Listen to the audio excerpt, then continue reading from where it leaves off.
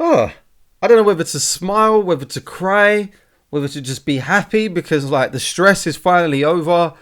But here we are. We have reached the final game week. My name is Jay London. This is FPL of the day. And in this video, we're going to go through the ultimate guides. That's all that we can do because there's only one game week left. So we're going to have a look at the best possible team for game week 38. I'm also going to talk through some of the best options, some of the best players, and just an all-round guide just for you guys to help you out for the final game week of the season. As always, if this is the first time that you're seeing my big head and you haven't watched any videos for the whole season, please do subscribe. If it's not your first time and you're returning here, then please do subscribe. It really does help out the channel. And a massive thank you. We have finally made it to 1,500 subscribers. That was the goal for the end of the season, and we've made it with just one game week left to go. So yeah, if you are just discovering this channel, please do leave a little like, leave a little subscribe, and let's dive in. The final video of the season, the ultimate guide to game week 38. Boof.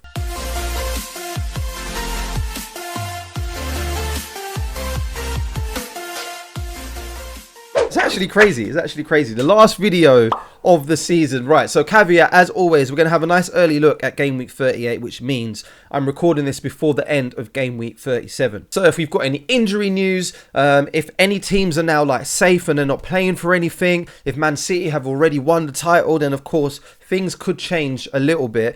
So yeah, obviously keep that in mind. I'm going to go through quite a bit in this video. We're going to have a look at the 5 most essential players that I believe are vital to your team for game week 38. I'm going to put together an ultimate team. I'm not calling it a free hit because I'm assuming you haven't got your free hit left. If you do, then you're going to love this. If you don't, like the rest of us, this is going to help with transfers and some of the guys that we should be picking for game week 38. I'm also going to give you a nice juicy differential draft at the end, which I know you love. And then we're going to talk at the end about some things coming up in pre-season and what's going to be happening for the final game week 38 of the season. What we're going to be doing on Sunday, I'll bring you in with everything that's going to be going on. So first and foremost, we need to do what we always do and have a look at the fixtures, which look something like this. Arsenal, Everton, Brentford, Leeds, Brighton, West Ham, Burnley's got Newcastle, Chelsea, Watford, could be quite a few goals there, Crystal Palace, United, Leicester, Southampton, Liverpool, Wolves, Man City, Villa, and of course that game week that we're all eyeing up right at the end there, Spurs against Norwich, right?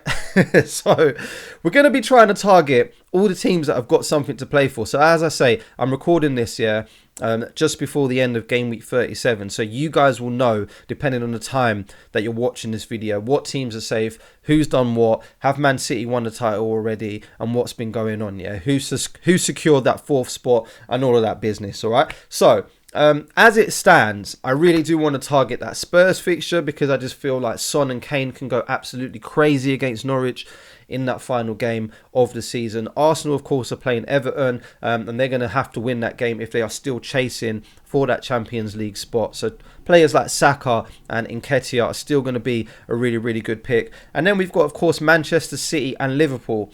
Both of these guys at the time of recording chasing the title for the season. Both have teams that have got kind of leaky defensive. So Wolves, I'm not expecting any clean sheets there. And then of course Manchester City against Everton. We want players like Kevin De Bruyne, don't we? Of course we do. So yeah, keep that in mind. And let's just start off by having a look at the players that I feel are most essential for game week 38. Here's the top 5. So I'm going to start with the guy that I just spoke about, Son, because of that fixture against Norwich. The form that he has been on in the last few game weeks has been the reason for all of my green arrows. Like, he has been absolutely incredible. I might even have to get him like on the door. It won't happen because yeah, Man United fan, can't be doing that. But yeah, Son has been a hero, so he is going to be number 1 for me against Norwich. And sticking with that fixture, it's going to be Harry Kane. So both of these guys could be potential captains as well. Like Kane against Norwich, we all know what Kane can do. Son, of course, is still trying to secure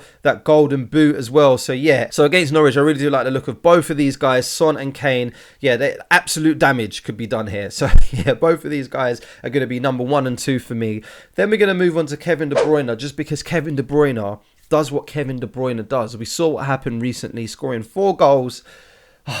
Big shout out to you if you managed to captain him. Some people even put the triple captain on him in game week 36. I'm not going to talk too much about that because I didn't own him. But yeah, against Aston Villa, Kevin De Bruyne can do what Kevin De Bruyne does. So he's going to be number 3 there. And number 4 is a little bit controversial. We're going to go Salah against Wolves, because I really do like the look of that fixture. Liverpool, of course, is going to be trying to do everything that they can do to end the season on a high, and so is Mohamed Salah. He's going to want that golden boot, so he's in the team. Say what you want, argue down in the comments, but Salah for me is still an amazing FPL asset that needs to be in our teams. And of course, last but not least, I'm going to go with my boy Saka, just because at the time of recording, I'm assuming that Arsenal are still going to have something to play for game week 38. All right. So, yeah, we want the best Arsenal player in there, which is going to be Saka against Everton. Probably Everton's going to be safe as well at this point. So, yeah, that might mean that they're on the beach and Arsenal have got something to play for. And we do want our boy Saka in the team. So, for me, these are going to be the 5 most essential players in there. Of course, there can be loads more people in there. You can get some Chelsea assets in there. You can get like people like Foden, Sterling, Mahrez. All of these guys could be in the team. But yeah, let's not go over the top. Let's just pick 5 and keep these guys in mind when we start to pick the ultimate team for game week 38. Shall we do it? Let's crack on. Let's do it. Let's start with the bench boys that are going to look something like this. As always, we're only really interested in these guys because they're going to be enablers, but Nketiah is on the bench and he could easily be in the starting lineup because of the form that he's been on. And of course, if Arsenal have got something to play for at the end of the season, then yeah, Nketiah could do some damage. So yeah, we've got a Newcastle defender in there. That could be anyone that you can afford. And Tsimikas is just nice and cheap and he covers that Liverpool defence. So that is that. Yeah, these guys I'm assuming are not going to play because I'm pretty much betting on all of these players that I'm about to show you on starting for game week 38. But of course, we have got the bench there to fall back on if any of them don't play. So let's start with the goalkeeper. That's going to be Dubravka. So the reason I've gone for him is because he's playing Burnley. And I'm assuming at this point, Burnley's fate has been decided. So they're either going to be safe now while you're watching this video or they're relegated. And Newcastle's defence have been quite good of late. So I've had a look at all the fixtures, obviously. We just did that together. And I don't see any standout teams that could be keeping the clean sheet there unless we're talking about the big boys, unless we're talking about teams like City, Liverpool, Chelsea, maybe Arsenal. Yeah, just depending on what's going on with Everton, if they haven't got anything to play for. But I do like the look of Dubravka. So yeah, I like the idea that he's in that Newcastle team that have been quite good of late. So we've gone with Dubravka. That could change. We're going to keep an eye on it. Like I say, this is an early look at the game week, so that could change as things go on. But for the time being, he's going to be our keeper of choice. Let's not argue about it. Let's move on to the defence that looks something like this. Matip, nice and cheap, covered the Liverpool defence. Cancelo's in there, and so is Ryan Sessegnon. Right. So, of course, Matip, I would prefer him to be a Trent Alexander-Arnold or a Robertson. But I'm making a draft here that hopefully everybody can afford. And when we move on to the midfield, you'll see why we've gone for Matip and why we cannot afford people like Trent Alexander-Arnold and Robertson. But yeah, if you prefer to put your eggs in that basket, then fair enough. You could go for that. But I do like the look of Matip. I feel like he's going to provide that cover that we need. And then when you see the midfield, you understand why. You understand why. Just bear with me. Cancelo does what Cancelo does. He isn't going anywhere. And I really do like Sessegnon as a nice little juicy differential. They're playing Norwich.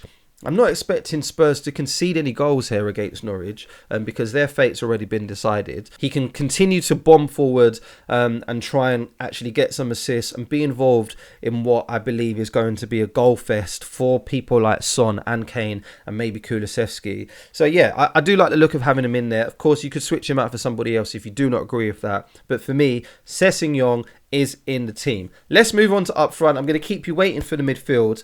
But the forwards, the lineup is going to look something like this. Boom. We wasn't going to make this draft without Harry Kane. Come on. He's been in some good form. As I've been saying throughout the whole video, I'm expecting Spurs to come away with quite a few goals for the last game of the game week. 1, because they're playing Norwich.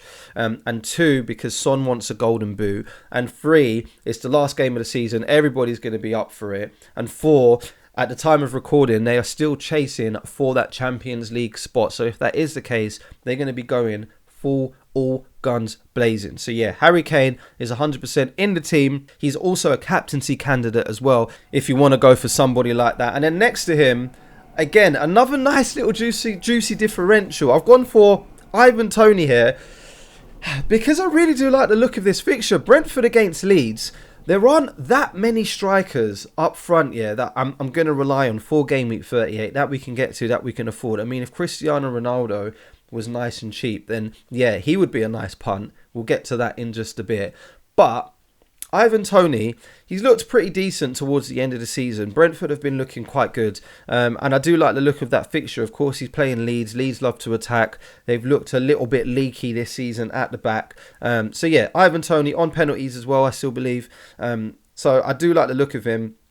You could go with Nketiah instead if you want to, but I like a little bit of a cheeky punt, especially for the last game week of the season, guys. Come on. So Ivan Toney, Harry Kane up front, and then let's do it. I've been making you wait for long enough. Let's reveal the midfield. That looks something like this. Boof. In the heart, in the centre, is my boy Son. Next to him is Kevin De Bruyne. We've got Saka in there. I've gone for Luis Diaz, and then Mason Mount has made it into the final game week of the season draft. Why? Because he's playing Watford. Let's start with him. I'm assuming at this point, Chelsea have got all of their games out of the way that they've been focusing on. This is the last game of the season. Everybody's going to be up for it. Chelsea against Watford at home could be insane. So I'm thinking about keeping Mount for my own team. Having a look at that fixture, I really do like the look of Mount against Watford. So he's in the team. Kevin De Bruyne goes without saying. I mean, come on.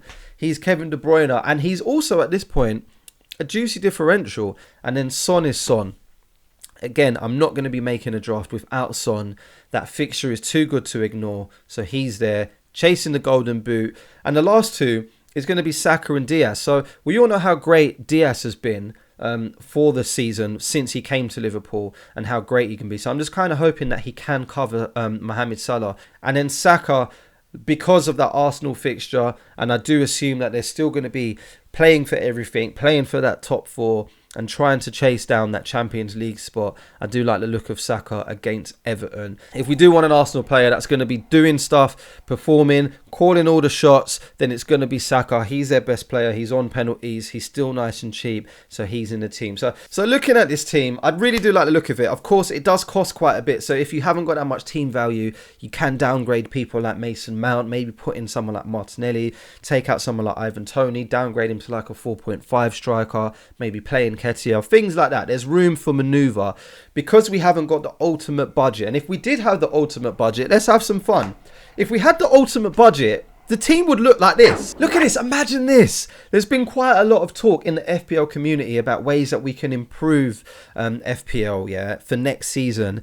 What I'm asking for is the limitless chip. Do you remember the limitless chip in the Euros? If we could pick a team with infinite value, and we didn't have to worry about any of that stuff, and we could just pick any players that we want just for one game week.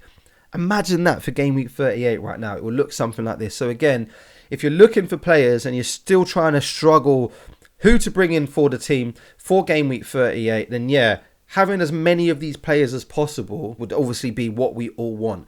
But one thing that we have to remember, if we just have a look back at the realistic team, let's just go back to that and just stop messing about because, that's just making my mouth water. Of course, one thing that we have to remember is that we cannot afford everybody in that team that we've just looked at. So we want to try and get in as many players as we can and then hope that the players that we do pick perform, because we cannot stop the players that we don't have performing, but what we can do is hope for the players that we do own to perform. And we saw it in game week 36. I don't own Kevin De Bruyne, but I played my bench boost. I had enough players to cover that. They pretty much performed, apart from people like Robertson and Salah, which we're not going to talk about. But I managed to come away with a green arrow because my players and my team perform. So just remember that as long as your players are performing, don't worry about what everybody else is doing and what all the other players are doing. As long as your team is doing the business, then you should be safe and you should be good. All right? Before we end and before we sign out, I'm going to do what you love and what I love to do as well and have a look at a juicy differential. If you want to go for some different options, then we have got players like this. Havertz could come back into the team and do a madness against Watford. We've got Zaha in there because he's playing Manchester United and we all know how bad Manchester United's defence has been. But sticking with Man United, Cristiano Ronaldo. Imagine him as a juicy differential for the final game week of the season. He's going to want to get as many goals as possible for that final game week. So yeah, he could be a nice cheeky punt there. Trossard's in the team. So is Maddison. Ivan Toney's stuck. So is Ericsson. He's in the team because of that Brentford fixture. And then again, the defence is the defence. So yeah, have a look at this. So call that in, and then let me know down in the comments what you're going to be doing for game week 38. Right, so there we go. There we have it. That is it. That is the final game week of the season, done, complete. I'm going to try and release another video midweek, maybe on like Wednesday or Thursday, maybe a team selection or something like that, so then we can just have a little bit more fun before the end of the season, because I'm feeling a little bit sad. Like, this cannot be the last video that I record for you guys before game week 38 comes to a close. Thank you for sticking with me for this season. If I don't see you before that, we have made it to 1,500 subscribers. As I say, if this is the first time you're discovering this channel, then please do subscribe. If you've been a fan or you've been watching any of the videos before and you haven't subscribed, then please do that. It means the world to me, and it really does help the channel as well. And yeah, let me know what you want to see for next week, because I'm going to try and just stay consistent and release videos every single week, every Sunday, like I have been doing for the whole season up until game week 1 of the new season. So let me know what kind of stuff you want to see.